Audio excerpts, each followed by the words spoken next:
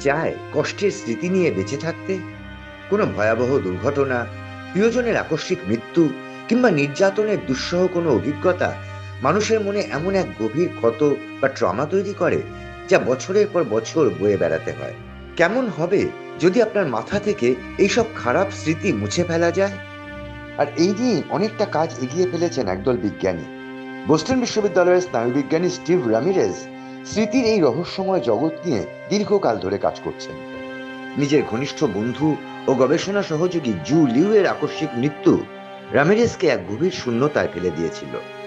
সেই ব্যক্তিগত শোকই তাকে বিজ্ঞানীর চোখে স্মৃতির কাটাছেঁড়া করতে অনুপ্রাণিত করে।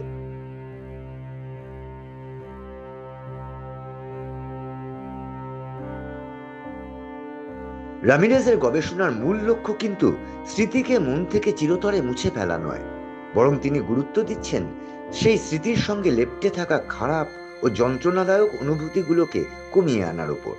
অর্থাৎ লক্ষ্য হলো স্মৃতিটি থাকবে, কিন্তু তার দংশন ক্ষমতা থাকবে না।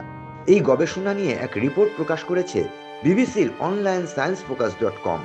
বিজ্ঞানীরা জানাচ্ছেন যে মানুষের স্মৃতি কোনো পাথরে খোদাই করা চিরস্থায়ী লিপি নয়, বরং এটিকে তুলনা করা যেতে পারে কম্পিউটারের এমন একটি সেভ করা ফাইলের সঙ্গে, যা প্রতিবার খোলার সময় এডিট বা পরিবর্তন করা সম্ভব। এই বৈজ্ঞানিক প্রক্রিয়াটিকেই বলা হয় রিকনসলিডেশন।